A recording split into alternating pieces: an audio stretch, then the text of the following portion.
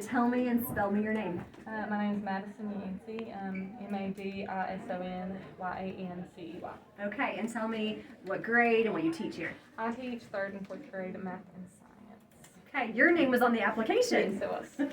All right, so tell me first. We were out here hiding. I didn't get to see. When did you realize what was happening? Did you suspect? Tell me what happened.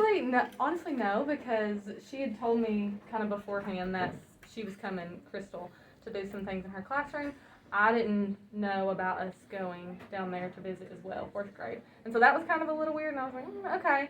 But Miss Nancy played it off like, we might want to buy this if we get, some grants or something in the future. And I was like, okay, sounds great. And then when more people started coming in, I was like, something's going on, but I didn't really know what until everybody finally did walk in and was like, ooh. So it was cool. Did you see the board? Yeah. Okay, Mm-hmm. So was that? Yeah, I was like, I think I just probably am on camera going, because it was like not fully sinking in, and I was like, wait, oh, and then it clicked, so. Good deal. So you applied. Mm-hmm. Tell me why. What made you want to apply for this program? I wanted to apply.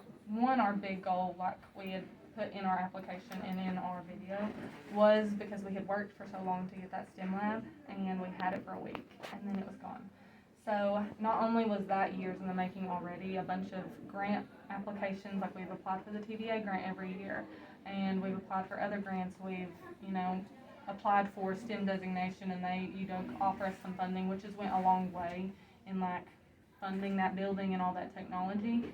And then for us to move it all out there, and then a week later, it'd be like, it's gone. Like, it was devastating, not only for us, but for the kids. Like, they were so excited, and they couldn't believe that they had that, and it was like otherworldly to them almost, because they don't have experience with a lot of those items.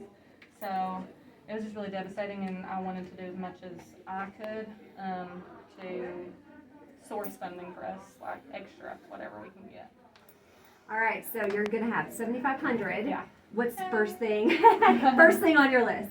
First thing on our list, probably our big push at the time when we were opening our STEM lab was like robotics, because kids are so into robotics.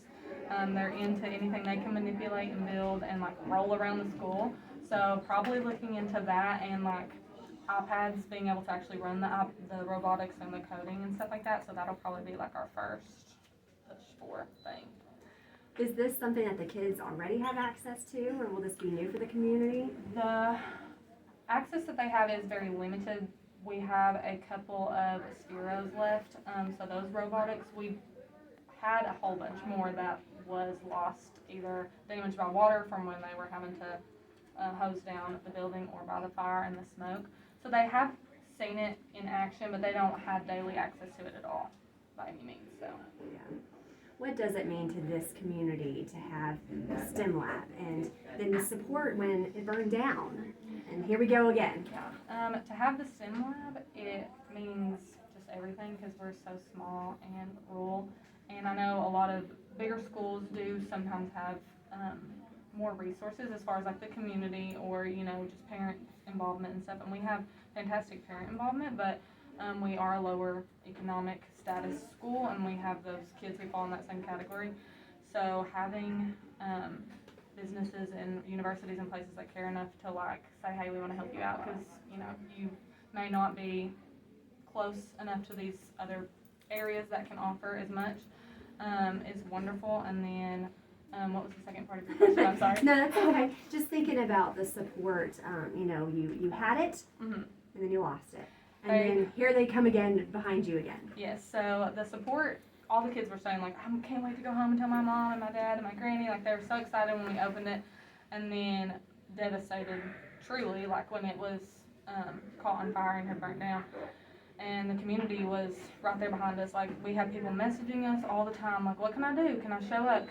I'll come help clean up. I'll do this, I'll do that. Like, we hosted a fall carnival. People made stuff to send to like let us auction off and all kinds of stuff, and they just supported us every step that they could. And then when we applied, people were sharing it like to people like all over the place, like vote for this school, like vote for this school. So they're just right there with us, and it's really, really wonderful. Good deal.